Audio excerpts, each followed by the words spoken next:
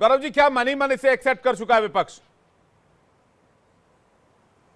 कोई एक्सेप्टेंस नहीं, हमें तो नींद अच्छी आएगी। नींद तो भाजपा की उड़ी हुई है। क्यों भाजपा की, कैसे क्यों DMSP बीजेपी की को नींद मैनेज उड़ी हुई है किया गौरव जाए, भाई? कैसे छल कपट और झूठ की राजनीति करके जीत हासिल की जाए। नींद इसलिए उड़ी है क्योंकि ये चुनाव जनता के असल मुद्दों के चुनाव हुआ था। हमने जनता के असल मुद्दों पर चुनाव लड़ा। महंगाई, बेरोजगारी, महिला अपराध, भ्रष्टाचार, किसान दुखी, नौजवान दुखी, लोगों को नौकरी नहीं मिली है, अग्निवीर जैसी समस्याओं पे जनता ने इस बार भर भर के वोट इंडिया गठबंधन के हक में दिया है। हमें हर जगह से रिपोर्ट आ चुकी है। हमने खुद का इंटरनल सर्वे कराया जिसका सैंपल साइज 5000 का रखा था, उसमें भी हमारी सीटें मैक्सिमम निकल के आ रही हैं। तो हम कैसे कितनी सीटें आ रही हैं आपके इंटरनल सर्वे में? गौरव जी, आपकी कितनी सीटें इंटरनल सर्वे में? हमारे सर्वे में समाजवादी पार्टी को 50 सीटें मिल रही है, बाकी पे टक्कर है और इंडिया गठबंधन 295 प्लस जाएगा। पहले तो आप 79, गौरव जी, पहले तो आप 79 थे क्योटो छोड़कर।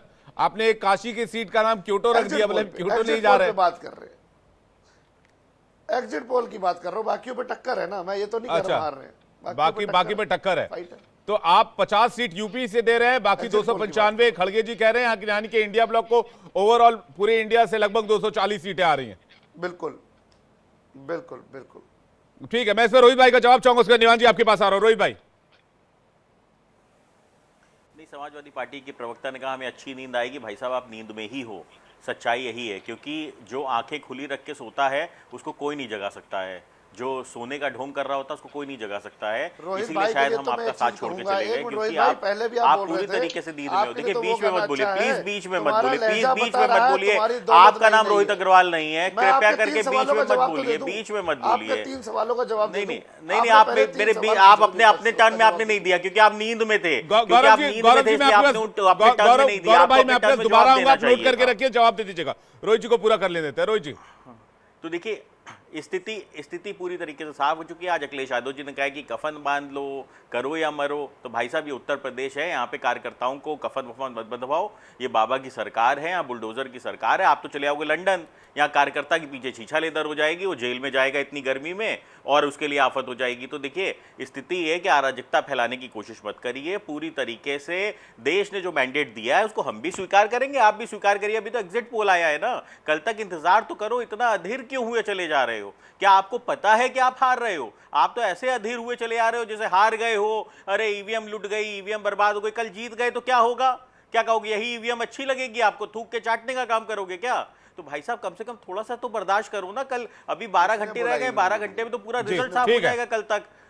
तो इसलिए कम से कम अभी तो ईवीएम का ठिकरा मत फोड़ो, 12 घंटे बाद फोड़ना। और डीएम साहब वाले तो जवाब अगर किसी के पास हो तो दे दे कि ममता बनर्जी के वेस्ट बंगाल के डीएम हमारे अंडर में आते हो तो बता दें भाई। गौरव जी। अरे रोहित जी, आपके लिए तो वो गाना सूट करता है, तुम्हारा लहजा बता रहा है तुम्हारी दौलत नई नई है। अरे गाना ही तो गा रहे हो पिछले 5 साल से भाई साहब।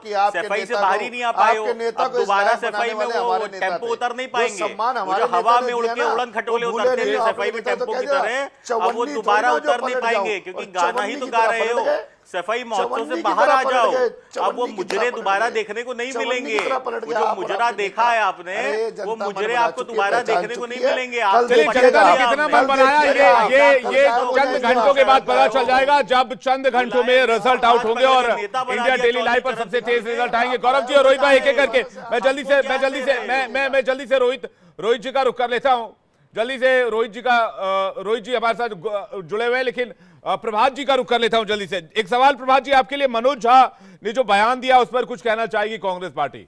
उन्होंने कहा कि अगर चुनावी पर्यवेक्षकों को लेकर उन्होंने बयान दिया है कि अगर किसी तरह की गड़बड़ी हुई तो इस बार जनता उलट पुलट करने को तैयार है।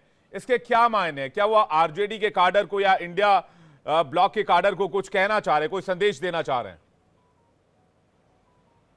नहीं, आप अभी आपने रोहित जी का सुना, वो खुलेआम धमकी दे रहे हैं। हाँ। कह रहे हैं बुलडोजर चलवा देंगे। नहीं, अपराध करने पर कह रहे हैं। अंग्रेजों से लड़े हैं। अरे रोहित भाई, अंग्रेजों से लड़े, बाहर आप भी साथ करो या मरो। भाई साहब, अखिलेश यादव जी ने कहा, हमने नहीं कहा है। हमने तो खाली आपको चेताया है कि भाई साहब आपके नेता चले आएंगे लंदन। और वो राहुल जी चले जाएंगे बैंकॉक, आपके लिए हो जाएगी।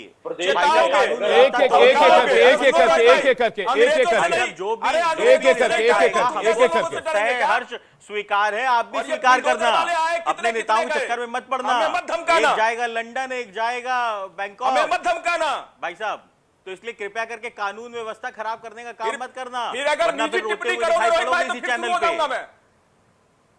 निजी भाई साहब, कौन सी निजी निजी टिप्पणी टिप्पणी मत करो कर दी आप। आपके ऊपर? हम तो आपके सारे कार्यकर्ताओं को बता रहे किसको हैं बैंकॉक भेज रहे हो भाई आप? साहब, कानून व्यवस्था, पाकिस्तान जाए लोकतंत्र क्या? बचाने आए थे, कानून व्यवस्था की पाकिस्तान जाए? अवहेलना करने जाओगे? अरे ये जिनके देखो, चरणों में पाकिस्तान याद लेटे आ हो, गया बिना इनको, बुलाए पाकिस्तान पाकिस्तान याद जाते आ हो। गया भाई साहब, इनको अरे पाकिस्तान याद आ जिनके गया, चरणों बाद में में लेटे कहेंगे हो, बिना बुलाए पाकिस्तान जाते हो, रोहित जी। पाकिस्तान हम करते हमें हैं। मत समझाओ अब ये देखिए चीजें आप। पाकिस्तान विवेक भाई आपके डिबेट में किसको याद आया? जिनके चरणों में हिंदू लोटे हो ना, मुसलमान किसको याद वो आया? बिना बुलाए ये पाकिस्तान आरोप जाते पे हैं। लगाएंगे। भैया, एक फिर एक ये आरोप करके, पे एक एक करके, भाई साहब, चरणों में लोटे भाई साहब, हो, तो पड़ेगा बिना ना। बुलाए पाकिस्तान बैंकॉक जाते हैं। बैंकॉक बोलना कोई अमर्यादित भाषा थोड़ी है।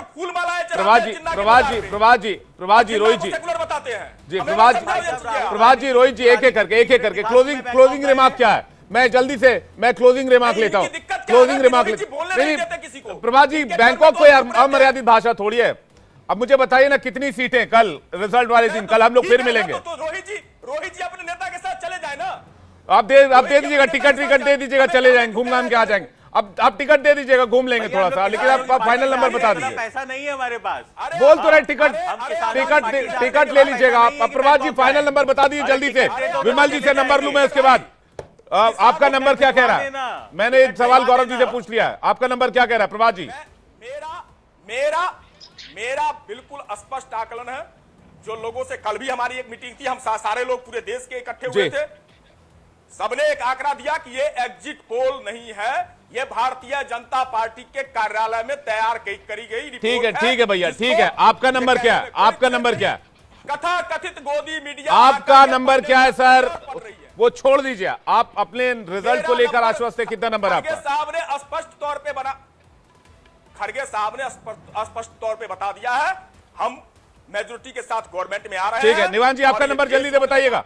निवान जी आपका नंबर। सर देखिए हम ये गर्व से कह सकते हैं कि हम ये चुनाव मुद्दों पे लड़े हैं और भाजपा अनर्गल बातों पे चुनाव लड़ी है। नंबर की आप बात कर रहे हैं, 295 प्लस आएगा। ठीक है, विमल जी आप क्या नंबर लेकर चल रहे हैं? देखिए, भारतीय जनता पार्टी 400 पार का नारा दी थी। हमारे प्रधानमंत्री जी ने जिस तरीके से कार्य किया, जिस तरीके से उन्होंने ग्राउंड में कार्य किया, जनता ने जो है ये नारा स्वीकार किया और जनता खुद जो है 400 पार कर प्रधानमंत्री। ठीक है, जल्द लगे हाथ। रोहित जी आप भी बता ही दीजिए, मैं फिर वाइंड अप करूं। आपका नंबर रोहित जी? अब की बार 400 पार। इनको कहीं कुर्सी तो कोई मिलनी हमें है बैठने शर्तें के नहीं लिए। है, जनता के लिए काम किया है। चलिए।